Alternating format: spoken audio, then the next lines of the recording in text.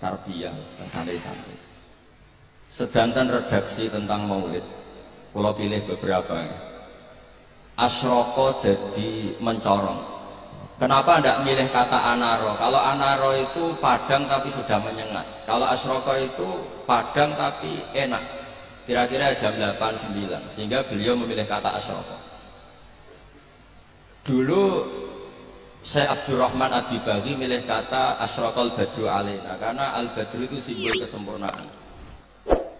Itu juga baik. Tapi Sayyid Ali milih al-kaunu, karena yang harus senang dengan kelahiran Rasulullah SAW itu semuanya, bukan sekedar rembulan. Itu pilihan-pilihan kata berdasar isyq, berdasar dhauk. Yang al-badru karena mewakili kesempurnaan, simbolnya adalah Lailatul Badri. Al-kaunu mewakili hakikat bahwa hadal kaunu kulluh yafrah Rasulullah SAW. Kalau kemarin disuruh sama Gus Yasin Putra Bambun untuk ngisi maulid di dalam beliau. Saya menerangkan bahwa orang itu harus senang. Kata Sayyid Muhammad SAW, faman angkaral maulida faqila lahu, misalnya lima datafrahu bi maulidin nabi, apa bisa menjawab? Misalnya kita punya anak, saya beri contoh, punya anak keriting, wireng, gendut, raine kok bapake lah kira-kira. Iku wis diakekoi seneng kelahiran, padahal prospeknya enggak jelas. Sok ben nakal ta ora kok bapake ora jelas, iku seneng. Lho iki lahire nabi diseneng-senengno kok dieskali. Artinya maulidu hadan nabi ini jelas al-maktub beh membawa sa'adatut daren, pasti membawa sa'adatut daren. Lho ono wong seneng kok disoal, itu pakai logika apa? Anak kita yang lahir gak jelas masa depannya aja kita seneng. Kira-kira ngoten logika mulia. Sebab itu redaksi seneng itu ekstrim tentang beberapa teks. Sehingga diredaksikan fatrobu ya halal masani. Toroban itu seneng yang agak kaul, agak berlebihan. Sebetulnya di kamus itu ya agak-agak joget maknanya toroban. Tapi kalau tak maknanya gitu, masa kiai-kiai joget kan ribet ya. Tapi toroban itu seneng yang sudah tidak terkendali. Jadi toroban itu al-faroh yang melahirkan gerakan tubuh, itu torob. Makanya di situ tidak dikatakan fafrohu tapi fatrobu. Jadi senang yang sampai melahirkan gerakan tubuh. Ya halal masani terus. Fahazarul yumni gharrat. Mongko tai peparing sing serba barokah. Yumnun ini maknanya kanan. Orang Arab dalam balaghatul Arab, kanan itu simbol kebenaran, simbol keberkahan. Sehingga ketika kebenaran disebut ashabul yamin, ketika salah disebut ashabus shimal. Jadi itu ibarat yang luar biasa. Fahazarul yumni, apa yang dilakukan Nabi itu semuanya berkah. Termasuk ketika Nabi milih amal yang mafdul, yang tidak afdol. Misalnya semua orang itu tawaf itu musyatan, semuanya berjalan. Teorinya al-ajru bi qadri ta'ab. Tapi Nabi itu enggak. Nabi justru tawafa rakiban. Nabi tawaf itu secara berkendara. Dan itu menjadi berkah bagi kita. Karena yang tawaf pakai kursi roda karena uzur itu menjadi punya referensi, karena Nabi tawaf rakiban. Andai kan Nabi saat itu ikut masyian, maka kita bingung cari referensi bagaimana ketika kita tawaf harus berkendara. Sehingga Nabi pilihannya mafdul saja menjadi fadil, fadil menjadi afdal, semuanya berkah. Bahkan saya pernah bikin statement, andai kan Nabi Isa sholat khusyuk dengan Rasulullah SAW makan biasa, itu kualitasnya itu bagus Nabi makan. Kenapa? Nabi Muhammad jadi Nabi itu setelah Nabi Isa karena baiknya, saking baiknya dituhankan. Jika Nabi untuk melawan nafyur rububiyah an Muhammadin SAW dan memaklumatkan bahwa innama huwa abduhu wa rasuluh, itu kalau makan diperlihatkan. Nabi itu kalau dahar kadang di depan rumah dan tidak pati-pati priayi itu, ya'kulu kama ya'kulul abdu, dan itu sengaja.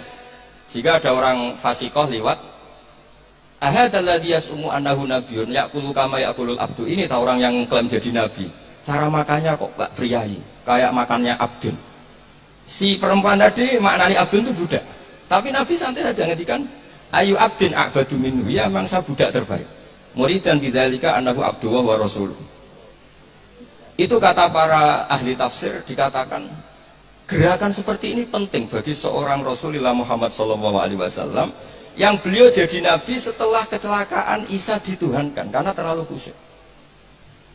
Nah, kalau bagian riwayat yang bagian gak khusuk ini karena jadi sing khusuk ge monggo, yang gak khusuk kados kula ge monggo, itu ada referensinya. Sehingga Allah kadang muji Nabi itu sederhana. Nabi itu siapa? Orang yang makan. Ini bagi pengkaji tauhid dan tahu sejarah, makan itu penting sekali. Karena hanya dengan cara itu orang nggak akan diduga sebagai Tuhan. Nah, di sini ketika Allah muji Nabi Isa, mal masih ibnu Maryam illa rasul qad khalas min qabli rusul wa ummuhu siddiqah kana yakulani ta'am. Coba kalau Anda jadi orang alim, misalnya ketua MUI atau ketua NU, terus dipuji kiai ini tukang makan, itu pasti tersinggung. Boyo dipuji tukang qiyamul lail tadalail kan keren, ini dipuji hanya sekedar makan. Seorang rasul dan beberapa rasul bahkan kadang Quran mujinya hanya gitu. Wa ma arsalna qablaka minal mursalin illa innahum la yaquluna ta'ama wa yamshuna fil aswaq. Tapi makan di sini beda dengan makan kita. Kalau makan kita kan kepengen wareg, kepengen gendut, kepengen kuat, mbok kuat apa ora ros pokoke. Makanya Nabi itu beda dengan kualitas A, yaitu nafyur rububiyah dan al-i'lam bi annahu abdullah wa rasul. Jadi Nabi gerakannya itu sholatnya ya ibadah, makannya ibadah, goyonya ya ibadah, gojlokannya juga ibadah, diamnya juga ibadah. Itu disebut fahazarul yumni gharat. Gharat itu maknanya juga nyanyi, gharat itu rengeng-rengeng nyanyi. Jadi kalau subuh nas pokoknya seneng tenanan, seneng banget. Walana busyron apa bisa adin mustamirin laisa yang fat haitsu utina atau an jama'al fakhrul mu'abbad. Jadi walana lan iku berhak kedhi kita al busyra te seneng bisa din kelan kebahagiaan sifate sakdin mustamirin kang abadi. Laisa kang ora ana apa sakdu iku yang fatu ilang apa sakdu haitsu utina atau an jama'al fakhrul mu'abbad. Jadi ketika muji Allah ya gitu. Fali rabbi kullu hamdin jalla ayakhsurul idhabana biwujudi Mustafa al-Hadi Muhammad. Ada yang meredaksikan Sa'ada Abdun Kotamal Lawan Jala Anhul Hazinu. Ada yang meredaksikan Bushrolana Ninal Munazaral Ana Wafal. Jadi kalau mau lihat kok susah itu gak boleh. Apalagi tarian terus wong susah itu gak boleh. Tapi nak berkatera enak juga gak boleh karena harus seneng gitu. Jadi ini ngutang ini tadi tak betul hari ini. Saya ini keluarga sini, Mbah Basah lahirnya di sini diutang jadi ngirit mungkin tidak tahu saya. Tapi bagus, saya juga gak harap-harap ini kan, malah saya dosa ini kalau. Tapi saya ini cerita, yang penting itu senang. Senang ini penting. Saya sering didhawuhi bapak saya ini teman akrabnya ya keluarga sini ya teman akrabnya bapaknya Mas Arwani. Bapak kula nu nek ana wong ngaji nangis itu ngritik. Kata beliau itu, suwang ning omah utange akeh mimpir BKB digadekno pas ngaji ditangis pisan jare. Ngaji kudu seneng kata. Teori beliau itu sederhana. Orang sampai maksiat itu karena cari kesenangan. Sehingga kalau taat itu tidak pengganti kesenangan maksiat, maka akan taatnya akan tertandingi dan terkalahkan. Itu teori maksudnya. Sampai anut ya monggo ora ya kok pengatan maksudnya. Sehingga orang ibadah itu harus senang. Itu coba nazuman yang sering dinasihatkan Habib Syah itu. Laula kaya zinatal wujudi ma toba aisi wala wujudi wala taron nam tu fi sholati. Andaikan tidak dengan ajaranmu ya Rasulullah, kita matobais hidup kita itu tidak nyaman dan eksistensi kita juga agak jelas. Coba andaikan tanpa Rasulullah Shallallahu Alaihi Wasallam, kita minum mengatakan ini segar, habis makan bilang ini warak, ini sate enak. Itu al kuffar yaquluna dzalik, wal munafiq wal fusaq yaquluna dzalik. Bedanya apa nih, Pak? Tapi barokahnya tarbiyati Rasulullah Sallallahu Alaihi Wasallam, naqulu linataqawwa alal ibadah, wa nashrab linataqawwa alal ibadah. Beda sekali. Makanya Imam Ghazali kalau ngeritik itu, kalau kamu bangga bikuatil jima, kata Imam Ghazali kalau cerita ayam lebih kuat ketimbang Anda. 1 detik, 2 detik sudah berani lagi kan. Kalau Anda bangga dengan aksrotul akli, al jamus aqwa minka. Kalau bangga dengan kekuatan fisik, banteng lebih kuat timbang kui. Terus cerita afdolul basar, afdoliyatul basar adalah ibadahnya. Sehingga Nabi ngintikan ya sudah. Nikmatnya orang mukmin itu apa? Qiyamul lail. Syarafu apa? Istighra'uhu anin nas. Nah ini tarbiyah menjadi kita bahagia. Jadi ini harus dilatih. Wala taron nam tu fi sholati. Bahasanya itu lan ora rengeng-rengeng isun fi sholati. Jadi sebenarnya kalau sholat itu ya disunatkan agak-agak nyanyi gitu. Tapi jangan nyanyi kayak Habib Ahmad nanti.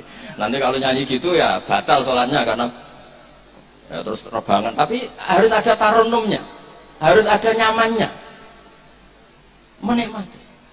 Saya tuh kalau sujud itu tak nikmati, karena ketika nanti saya ketemu Allah Ta'ala, kenangan terbaik saya karena di bumi pernah sujud.